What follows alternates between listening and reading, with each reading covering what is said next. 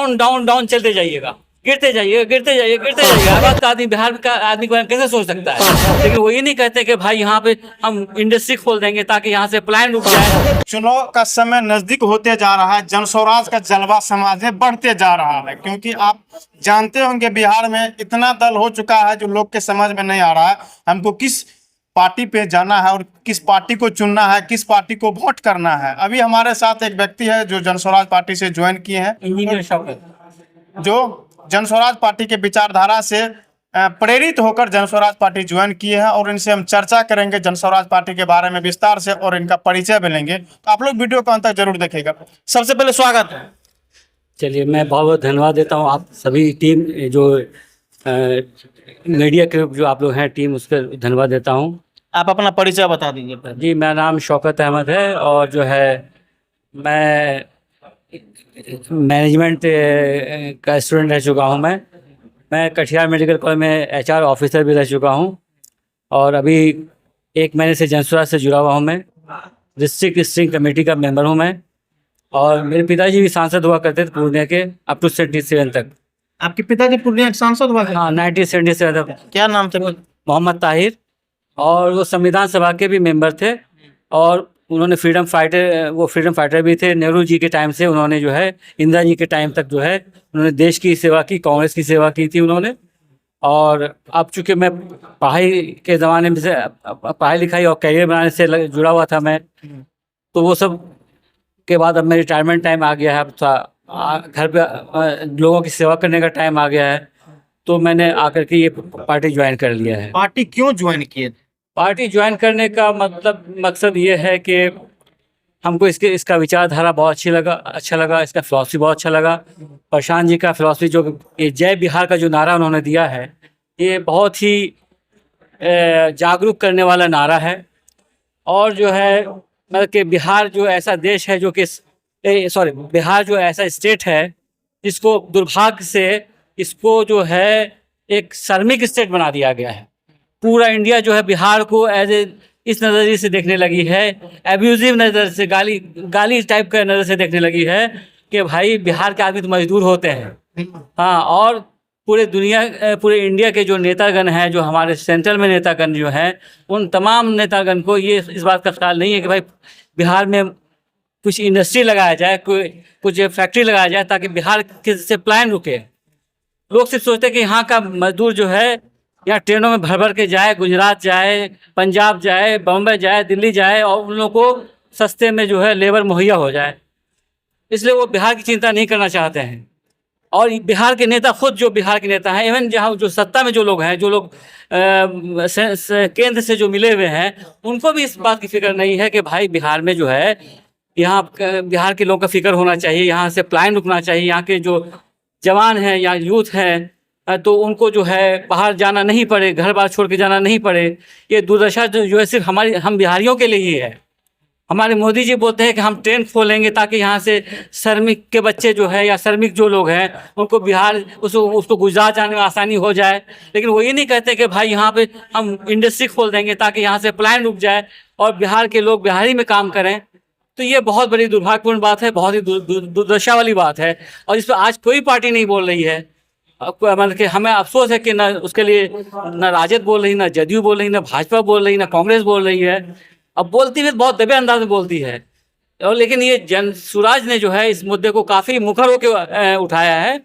और जो है उनका जो पहला मुद्दा यही है कि हमको प्लान को रोकना है, हमको बिहार में इंडस्ट्री पर लगाना है।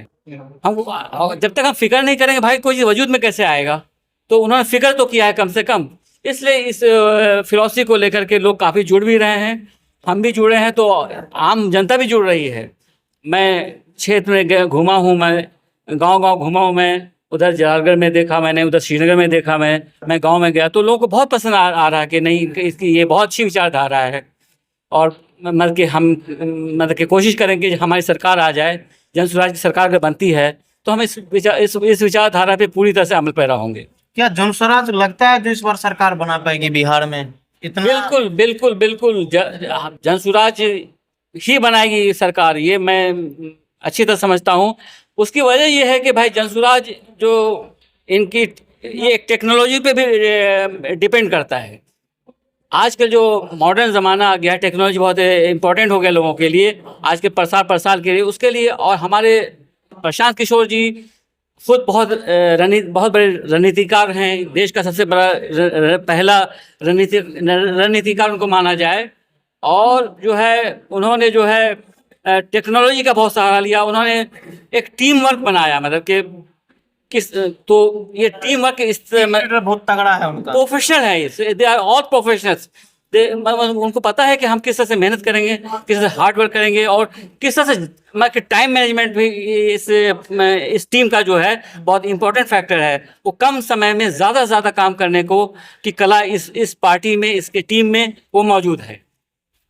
तेजस्वी यादव जी बोलते हैं मेरा मुस्लिम वोट खरीदा हुआ है, जदयू वाले बोलते हैं मेरा मुस्लिम वोट चुपचाप जो है ना मेरा खरीदा हुआ है। मतलब सब पार्टी मुस्लिम वोट पे वोट बैंकिंग कर रहे हैं। तो मुस्लिम वोट इस बार किस तरफ जा रहा है? थोड़ा आप बहुत ज्यादा अनुभवी हैं, इस पे थोड़ा विचार करके बताइए। मुस्लिम वोट किधर जा रहा है मैं तो नहीं जान रहा हूँ, लेकिन मुस्लिम को जागरूक होना चाहिए और मुस्लिम को ऐसा नहीं करना चाहिए। आप जानते होंगे कि एक डायलॉग चलता है जो सभी लोग बोलते हैं, MY समीकरण। हाँ हाँ, मुस्लिम यादव समीकरण। तो ये पुराना डायलॉग है, समझे कि नहीं? ये हमेशा जैसे पानी अपनी जगह पे रहता है ना, अगर बहता हुआ ना होना तो वो स्टेगनेंट हो जाता है, बदबूदार हो जाता है। उसी तरह से ये फिलॉसफी भी जो नहीं है, बदबूदार फिलॉसफी हो गई है। यानी कि आप मतलब कि मुसलमान को बंधुआ मजदूर बना लेंगे, या पूरे बिहार की जनता को अपना बंधुआ मजदूर समझेंगे। ये बिहार की जनता को तो बंधुआ मजदूर समझती ही है, मुस्लिम को खासतौर से समझती है, जो इसको बंद करना चाहिए। ठीक है, धरातल पे कोई चीज़ नजर नहीं आती है, धरातल पे कोई चीज़ नजर नहीं आती है। और जो ये 5 मुद्दे हैं उसका शिकार मुस्लिम भी है, और मुस्लिम के लिए कोई खास इन लोग का कोई प्रोग्राम नहीं है, और होना भी नहीं चाहिए। हमको तो पूरे बिहार के बारे में सोचना चाहिए, लेकिन मुस्लिम को भी किसी से बंधा हुआ नहीं होना चाहिए और बेवकूफ़ नहीं बनना चाहिए। ठीक है, चाहे हैदराबाद से कोई चला आ रहा है, वो कह रहा है मैं मुस्लिम का वो नेता हूँ, वो भी गलत बात है भाई। कोई हैदराबाद का आदमी बिहार का आदमी के बारे में कैसे सोच सकता है? कोई पंजाब का आदमी बिहार के बारे में कैसे सोच सकता है? सोचता है कि जातिवाद बिहार में चलता है, जाति के नाम पे वोट ले लेंगे। नहीं, उस चीज़ से बाहर आना पड़ेगा, कभी ना कभी तो बाहर आना पड़ेगा। मतलब आप मतलब कि डाउन डाउन डाउन चलते जाइएगा, गिरते जाइए। आखिर कुछ की कोई सीमा होती है। ठीक है, आज महंगाई कितनी है, महंगाई और बेरोजगारी पूरे देश का मसला है, लेकिन बिहार के लिए खास तौर से मसला है। बिहार के लिए तो ये मसला है कि हमको अपने यूथ को बाहर भेजना पड़ता है, और बाहर में किस तरह की जिल्लत उठानी पड़ती है, किस तरह के मतलब के लोग समस्याएं का सामना करना, हेज नजर से देखते, दृष्टि निगाह से देखते हैं, वो बिहारी करते हैं, डर के नहीं। हमको उस चीज़ से बचना चाहिए। हमको अपना स्वाभिमान को बढ़ाना है, हमको अपने आत्मसम्मान को बचाना है।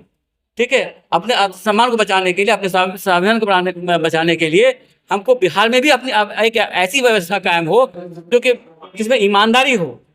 हाँ, ऐसा नहीं कि हम जीत गए और हम अहंकारी हो गए, हमारे अंदर सामंतवादियत आ गया, हम सोच रहे हैं कि हम ही जो कुछ हम ही सब हैं, हमारे पास मसल पावर है, हमारे पास ढेर सारी गाड़ियाँ, 500 आदमी मेरे पास। हाँ, और बाकी जनता जो बेवकूफ़ है, बाकी जनता बेवकूफ़ है। चलिए, बहुत बहुत धन्यवाद। चलिए, बहुत बहुत शुक्रिया आपका, कोई बात नहीं, ठीक है, अच्छी बात है। ठीक, चलिए आप देख लिए इनके विचारधारा से आप कितना सहमत है और इनके विचारधारा से आपके मन में क्या विचार उत्पन्न होता है। अपना राय विचार कमेंट में डालिएगा और हम लोग मिलेंगे नेक्स्ट वीडियो में। तब तक के लिए जय हिंद।